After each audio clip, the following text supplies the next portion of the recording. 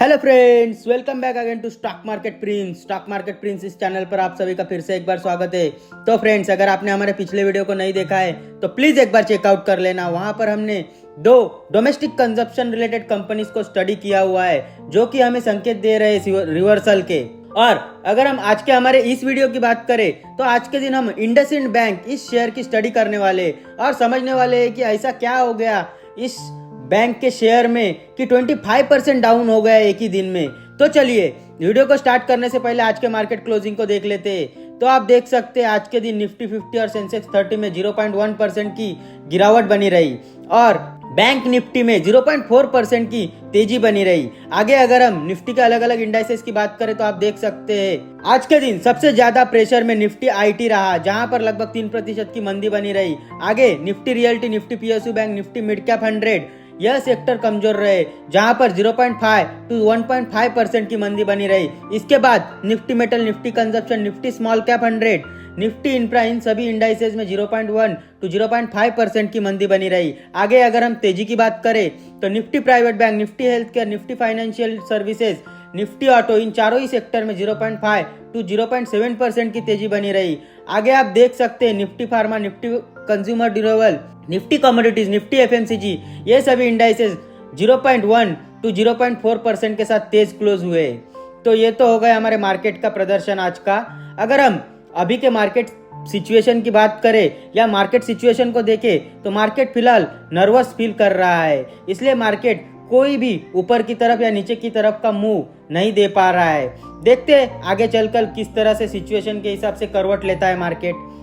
तो चलिए आज के हमारे इस वीडियो के साथ स्टार्ट कर लेते हैं। तो आज के दिन हम जो कंपनी को डिस्कस करने वाले उसका नाम है इंडसइंड बैंक। यह 5th largest private sector bank है इंडिया में, यह आप सभी को पता ही होगा।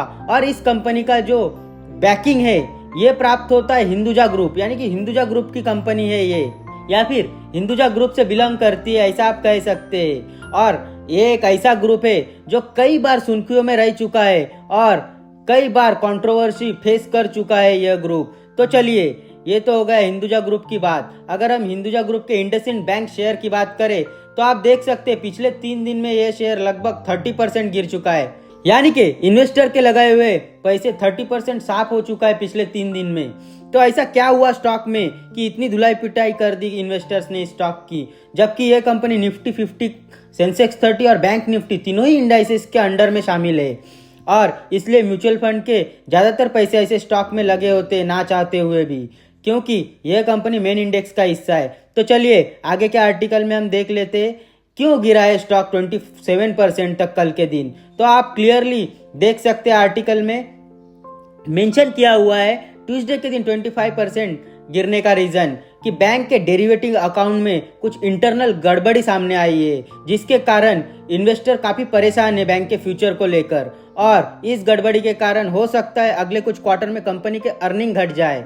अगर हम इसके पीछे का मेन रीजन देखें या फिर जानने की कोशिश करें तो आगे का आर्टिकल में आप देख सकते बताया गया हुआ है कि कंपनी ने पिछले कुछ दिनों में फॉरेक्स रिजर्व ट्रांजैक्शन किए थे या फिर फॉरेक्स ट्रांजैक्शन किए हुए थे डेरिवेटिव सेगमेंट में, और वहां पर उन्होंने हेजिंग न करने के कारण अभी के समय डेरिवेटिव अकाउंट में उनका 1600 से लेकर 2000 करोड़ रुपए का नेट लॉस हो चुका है, जो कि डायरेक्ट नेटवर्थ पर इफेक्ट कर सकता है। अगर हम डेरिवेटिव सेगमेंट की बात करें तो जैसे कि आप में से कई सारे लोग एनएससी डेरिवेटिव में ट्रेड करते हैं, जो कि काफी रिस्की होता है। आप इसे future and option type trade भी बोल सकते हैं या कॉल पुट वाला ट्रेड भी बोल सकते हैं, जहां पर आपको अपने पोजीशन को हेज करना काफी जरूरी होता है। यहाँ पर इस सिनेरियो में इंडसइंड बैंक के फाइनेंस डिपार्टमेंट ने हेज नहीं किया हुआ है, जिसके कारण उन्हें 1600 से 1800 करोड़ रुपए का लॉस झेलना पड़ रहा है, जो कि बैंक के इंटरनल कंट्रोल्स में कमजोरी को दर्शाता है। और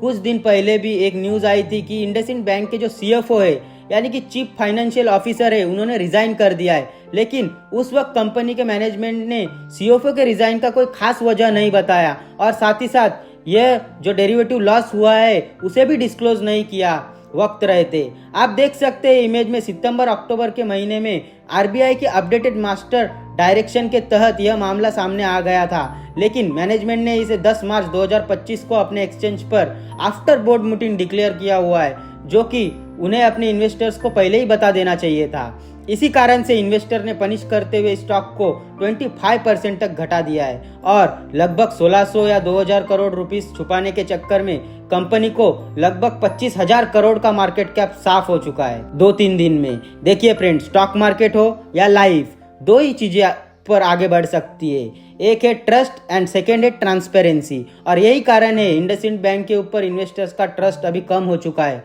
आप देख सकते हैं चार्ट पर, पिछले एक साल में -55% के नेगेटिव रिटर्न जनरेट करके दिया हुआ है इन्वेस्टर्स को इस स्टॉक ने। अगर आप मार्केट कैप देखेंगे तो अभी के समय गिरकर 50,000 करोड़ रुपीस के आसपास का रह चुका है ओनली। और आप अगर पी रेशियो देखेंगे तो घटकर 7 का रह चुका है। वैसे बैंकिंग सेक्टर का पी रेशियो नहीं देखा जाता, बुक वैल्यू देखा जाता है, लेकिन फिर भी आप किसी भी प्राइवेट सेक्टर बैंक का पी रेशियो उठाकर देखेंगे या चेक करेंगे तो 15-20 का मिल जाता है।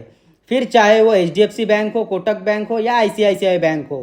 तो इससे आपको ये पता चलता है कि कभी कभी जो हाई वैल्यूड स्टॉक होते हैं या हाई पी स्टॉक होते हैं वो अच्छे होते हैं, इसलिए मार्केट ने उन्हें थोड़ा सा हाई वैल्यूएशन देकर रखा है, उनकी ट्रांसपेरेंसी और उनके ट्रस्ट को ध्यान में रखते हुए। अगर हम इसके पीछे के भी बैकडेटेड न्यूज चेक करें तो आप देख सकते हैं 2021 नवंबर के महीने में बैंक के ही वर्कर ने, जिसे हम विसल ब्लोअर भी कहते हैं, बैंक के लोन डिसबर्समेंट के ऊपर सवाल उठाए थे, जहां पर उन्होंने यह एलिगेशन लगाया हुआ था कि बैंक ने 84,000 ऐसे लोन दिए हुए हैं जो कि विदाउट कंसेंट ऑफ क्लाइंट के अकाउंट में थोप दिए गए हैं। जहां पर आप देख सकते हैं विसल ब्लोअर ने RBI और बैंक के मैनेजमेंट दोनों के ही लेटर में शिकायत किया हुआ है, लेकिन बैंक के मैनेजमेंट ने बाद में इसे इनकार कर दिया, यह कहते हुए कि यह सब लोन्स और ये जो लोन्स दिए गए हैं ये प्रॉपर लोन्स है और प्रॉपर गाइडलाइन को फॉलो करके दिया हुआ है। और ये जो लोन्स दिए गए हैं यह बैंक के ही एक सब्सिडरी है जिसका नाम है भारत फाइनेंस इंक्लूजन लिमिटेड। इसके तहत माइक्रो फाइनेंसिंग की गई है।